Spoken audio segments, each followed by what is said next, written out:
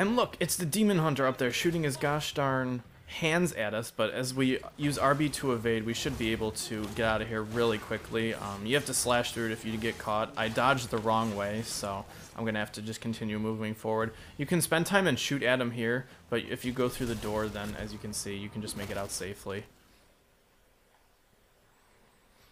And this game is actually comprised of a lot of mini cutscenes like that, where you'll end up just walking through a door, or you'll just be staring at a monster in a certain way. So I'm not going to worry about talking through the cutscenes too much. As you can see, something just popped out at us here, and there's going to be another thing that pops out at us here as well. Bleh, jump scares. Actually, I have to watch out. That hand will actually do a lot of damage to you because it is the demon hunter's hand. And I'm not sure I can actually, no, I cannot jump through there. So, as I was saying before, I'm not going to really worry about talking through the cutscenes too much, but I'll be doing my best to keep as honest as I can. And here's our first copper door. This is an interesting combat challenge, so I'll show that off to you guys now. As I said before, it counts for our completion, so it is worth it to us to go through this door, and we'll actually get a nice little upgrade from it if we complete the challenge, which I believe we can. All the challenges have different variating different variable difficulties and different objectives. As you can see, we have to kill all enemies within the time limit, but enemies can only take damage in the air. So we're going to have to get these guys launched up in the air and do plenty of combos with them. As you can see, we can take them up in the air just like this and try to evade away here, as you can see. But it's really not that hard. They gave you an easy one to start off with, but I'm just trying to keep these guys off of my way here and making sure that I can launch them and do as much damage to them while I have them in the air. Because when you hold B, you will launch up in the air with your opponents, as you can see. And I have to make sure I can dodge these guys because I do not want to get hit. Even though I've already gotten hit, there's actually plenty of achievements in this game for you to complete where you can't be hit at all. As you can see, I got hit right there, but it's really not that big of a deal. So we're going to launch these guys up and rinse and repeat as we see fit, if you will. These guys should be getting close to their deaths because they're very, very close. I've been smacking at them for a while. Just have our last guy here, which will stinger to, even though he knocks him away. But as you can see, we're just battering these guys really easily, and we cleared the challenge.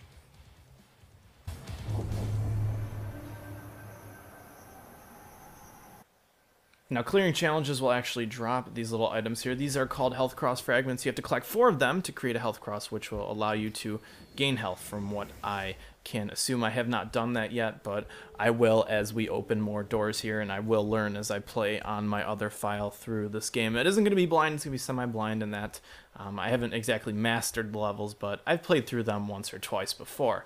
So we're just going to continue on here through the funhouse. I really do like this element, and we'll see what this will bring us.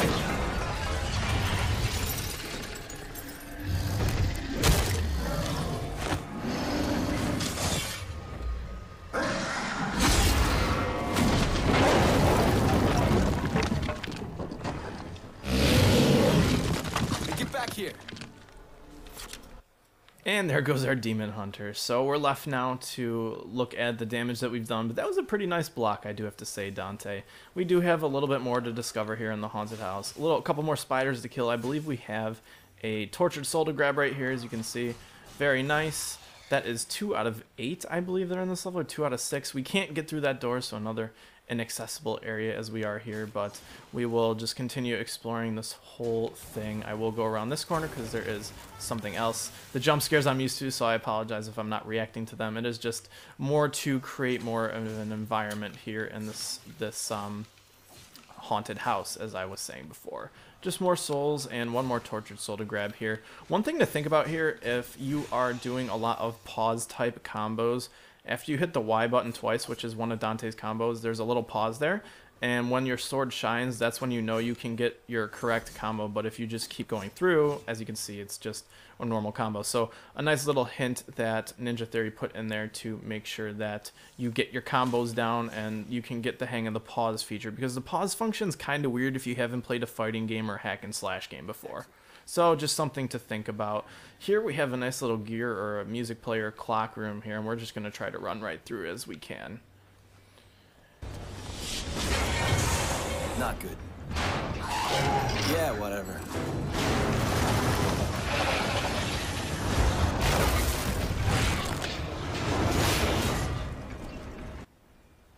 Another thing that you guys should notice here as well is that this game is so well at making making a show that Limbo is really important, and I botched my words, but what I meant to say is that Limbo is so closely connected with how this environment treats you. It is a living, breathing, and evolving environment, and you have to continue to fight that the whole time. It's very interesting, and you have to deal with it, as you can see there.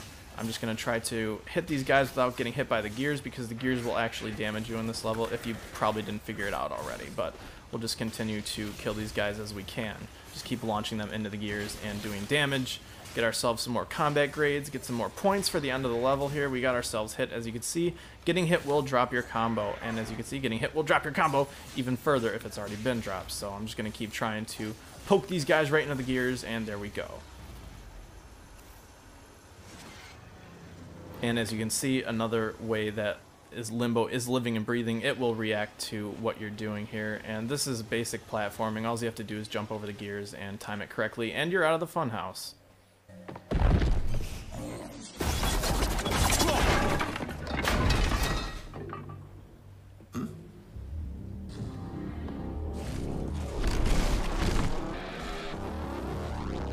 Not in a million years. That won't work. Why not? He's bulletproof.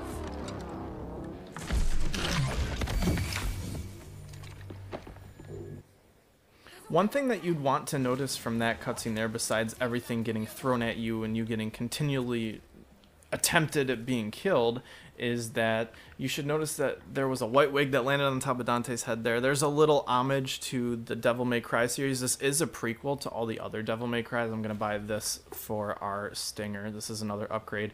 And it's an homage to the previous games, which are games actually in his future where Dante has white hair, and it's kind of interesting to see him react to possibly having white hair. As you can see, he said never in a million years, but apparently he had it at that point. So something to think about, and as far as I know, there are plenty of homages to, or like little things that Ninja Theory offers to other Devil May Cry games in this game, which is really nice for the dedicated fans of this series. All of these lampposts offer souls, so I'm going to smack them all, and I apologize at the tediousness of this, but it needs to be done because I want my upgrades, and that is how I'm going to get my upgrades, or just buy stuff from the shop. It's always nice to have a nice little surplus of red orbs because you want to be buying a lot of things, and like I said, you never know what you need to buy, or you never know when you're going to need to heal yourself, so it's good. I just don't want to die, and I want to be prepared. Two things that you have to think about when you're playing this game, because you want to be very, very prepared for everything that the game throws at you, because it's very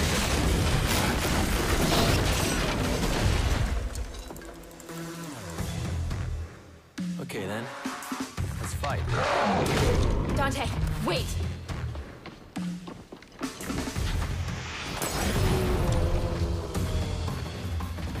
It's working.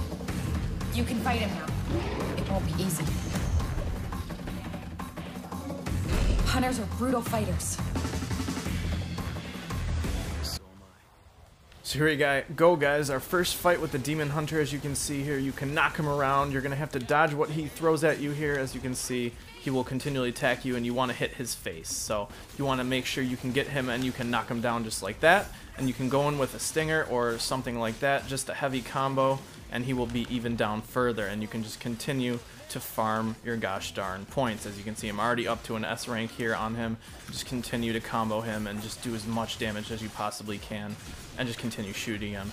As you can see, you can hear the announcer announce over the screen sadistic or things like that when you get certain combat elements, certain combat grades, and you're just gonna have to shoot him down off the pole. As you can see here, very, very easy to do. He falls once more, and you can just put the hurt on him some more. We have our stingers, we have our trillion stabs, and we just continue to lay into him, as you can see here, as we do it very nicely, which is always a good thing. Just keep our double S combo here and just keep shooting at him. I don't know, yep, he is going to do that to us here. Just keep shooting him, see if we can knock him down once more, see if he tries to jump back. Very nice. Just keep smacking him in the face. We will have our first boss fight basically mastered. And as the one thing that this game actually boasts, which I would agree with, is the bosses. The boss fights are so much fun to play with and so much fun to just combo into and practice everything you've learned from all the normal fights in the beginning. As you can see, we failed our first boss.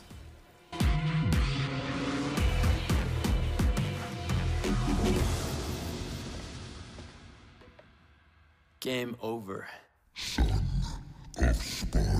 Son of who?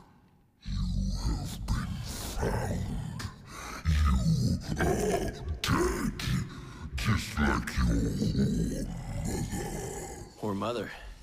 I don't know my mother, but if you're calling me a son of a bitch, you wouldn't be the first.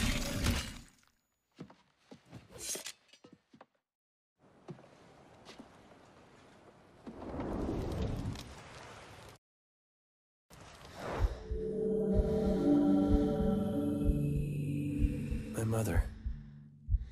I barely remember her.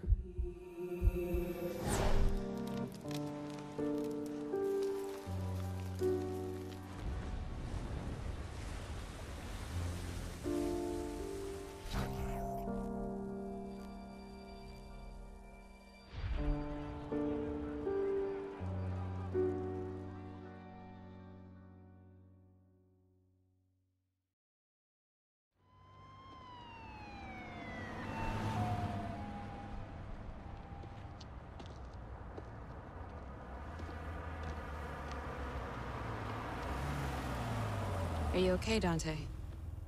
How do you know my name? My boss knows you. He wants to meet. Please?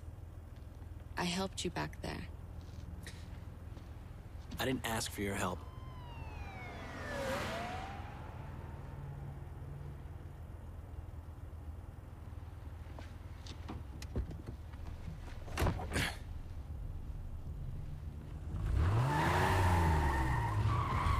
We know all about you, Dante.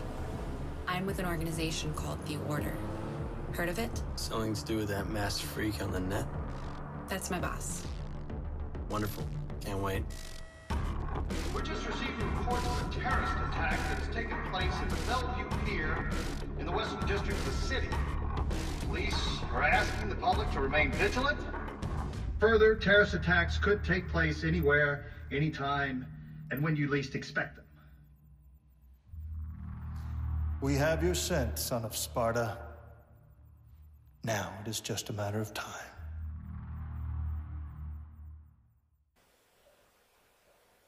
And there we go. We've completed mission number 1 in this game. Very nice, very nice. Let's see how our score calculates up here. We have a double S in our score, which is nice.